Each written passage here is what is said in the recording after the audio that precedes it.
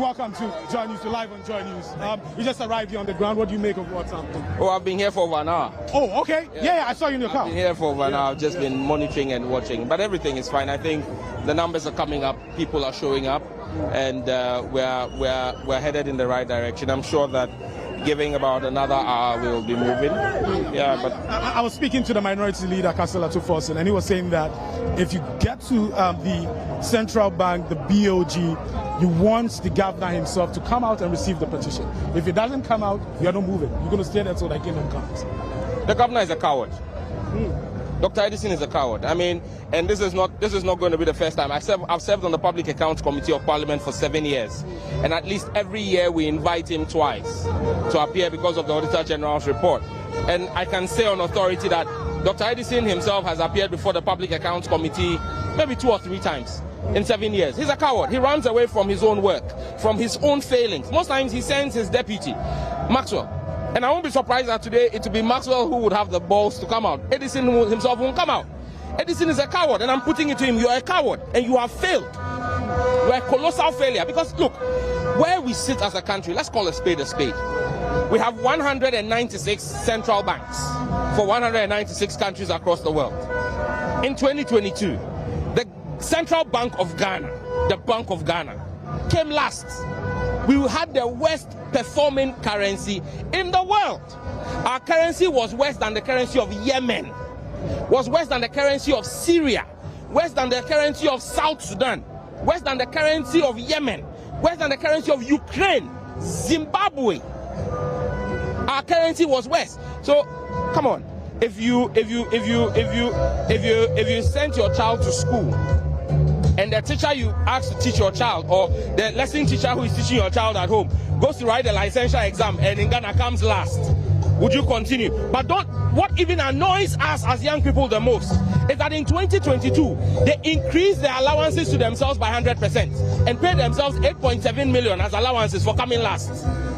This is the failing of the governor of the Bank of Ghana. This is the same governor of the Bank of Ghana who in 2022, apart from borrowing in excess of the 5%, 38 billion, to the government of Ghana in clear violation of the Bank of Ghana Act, proceeded to spend over 156 million on what they call maintenance of vehicles.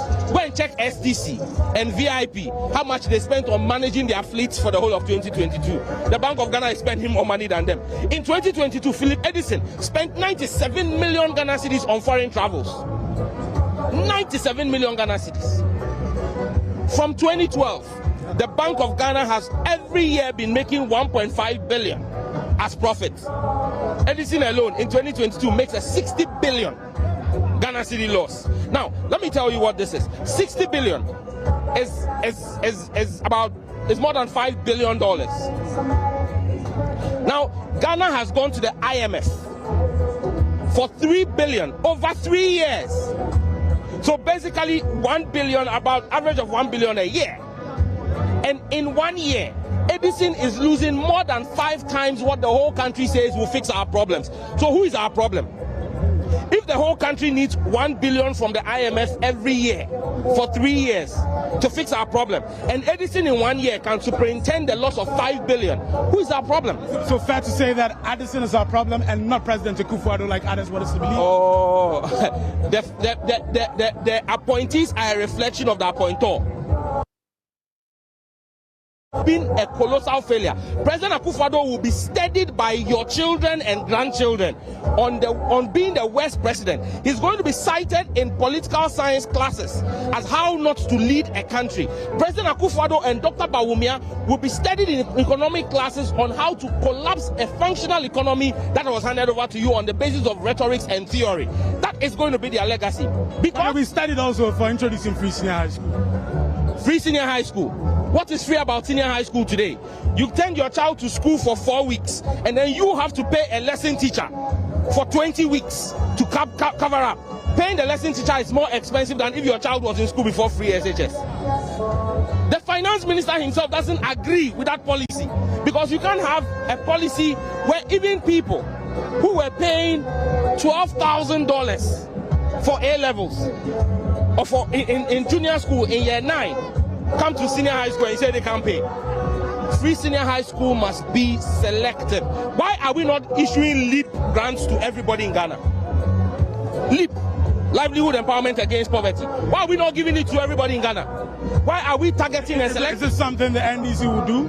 The NDC's policy. Because the LEAP money has always been just some meager. No, but the point I'm making with LEAP is simple. You target those who are vulnerable. You don't make it for everybody. If you had decided you wanted to give LEAP to every Ghanaian, the government would have collapsed. And that's why we're saying the educational sector is collapsing because of this wholesale approach. You must allow those who can pay. You should be able to give subsidies to some people, and some people must be able to get it for free. But if it is targeted also, people with influence sometimes will find their way around the system and still benefit. And that's why the president and his appointees must build a system that will not be abused. You understand me? And so when you have Bawumia, who was touted to us as an economic whiz kid, we were told that Bawumia knows where the money is. And now Bawumia has come and has run away from the economy for which he was sold to us, and is attempting to make himself an IT boy. I mean, ask yourself, what does Bawumia know in IT? What does he know? He's run away from all the lectures he gave at Central University. Did he give you a lecture in ICT in Central University? You know, and they have failed this economy. And instead of them being humble enough to deal with the fundamental issues we're raising, Bawumia is busy campaigning at this time with state resources in convoys of over 40 cars, with taxpayers' money, seeking re-election. My goodness, people have lost their sense of conscience. Ask yourself, what is happening to the young people of our country? The hunger and desperation. And I keep repeating the advice that the Asante Hene gave to Nana Addo Dankwa Akufo-Addo in 2017. When he went to pay his first courtesy call on him, he said to him, people voted against the NDC in 2016 because of hunger and anger. And so Akufo-Addo should be minded today. And look, forget that I'm an NDC person. You were in Ghana in 2016. The situation in 2016 and the situation today. 2016 felt like heaven. The NDC is not perfect. But look, where we are today, this is abysmal. We can't get any lower. Thank you for talking to us. We just had Ningo Pram MP, Sam George. Now, chants of revolution songs have started. Thousands of people, thousands of people have converged here to protest.